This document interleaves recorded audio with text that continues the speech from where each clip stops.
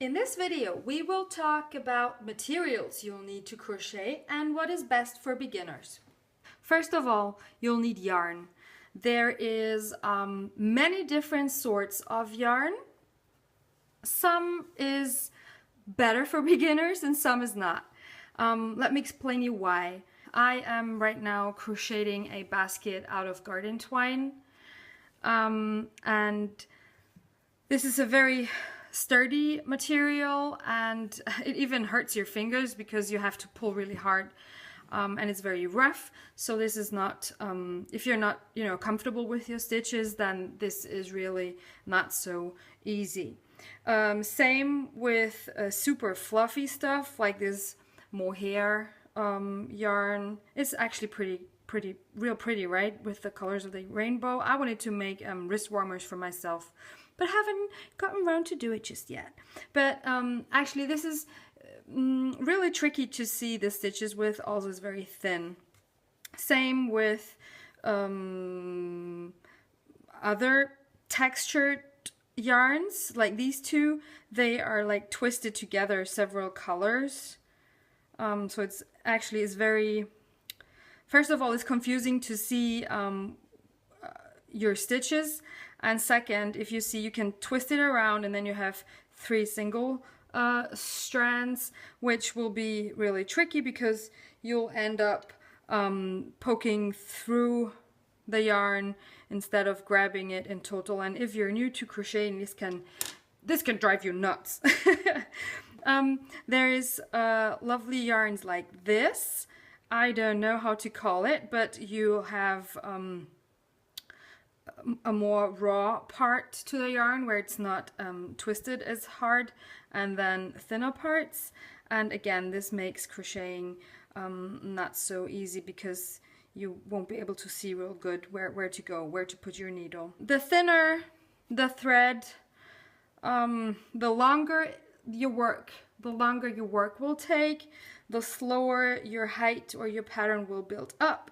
This might get you frustrated if you're a beginner, so I'm not a beginner anymore, but I don't like crocheting with these super thin yarn types. So let's put these away because they're not good for beginners. This is actually something you might think is easy to work with because it's bulky, and I just said the thinner the more complicated, so vice versa, the thicker the easier, right? No, not so much.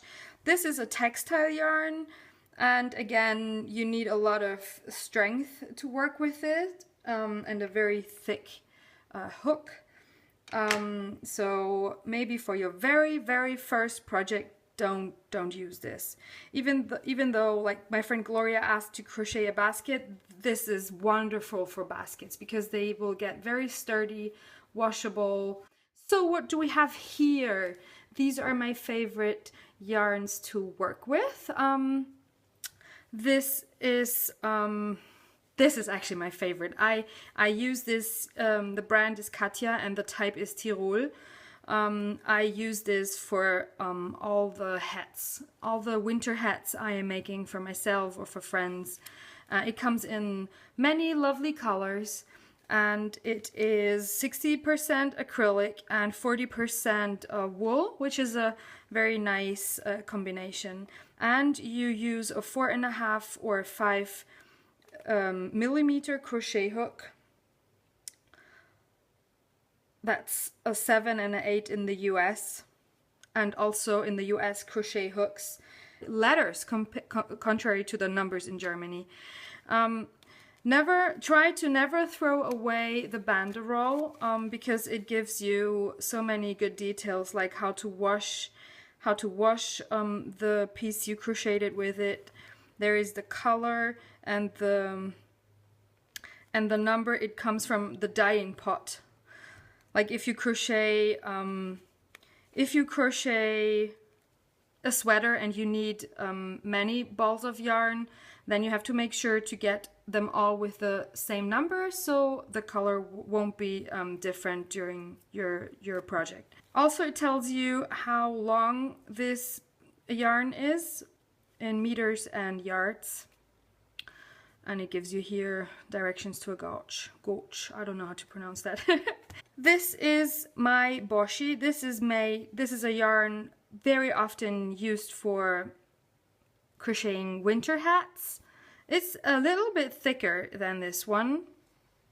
It's 70% polyacrylic and 30% wool, and you are using a 6 or 7 hook.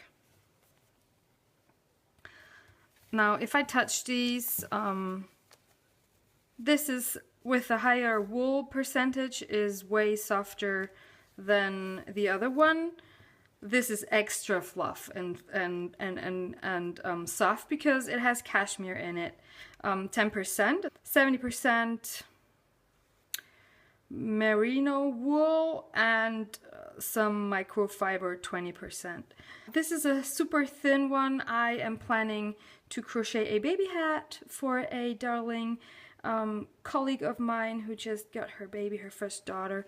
And it's a 3.5 and 4.5 crochet hook you would need, and it will take longer to build up. And this is 100% cotton.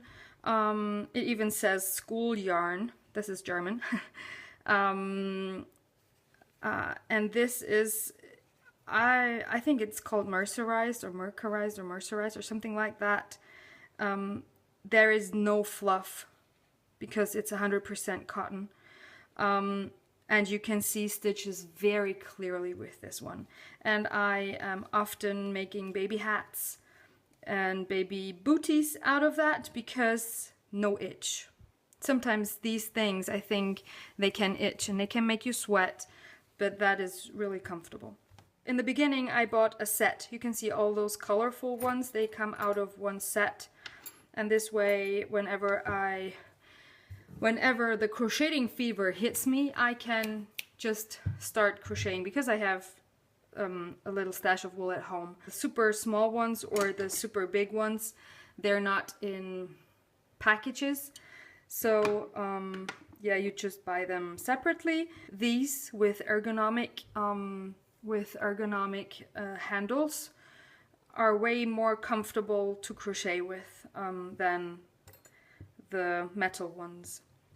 Okay, you will need a scissors for cutting the yarn if you're done with your project, and darning needles.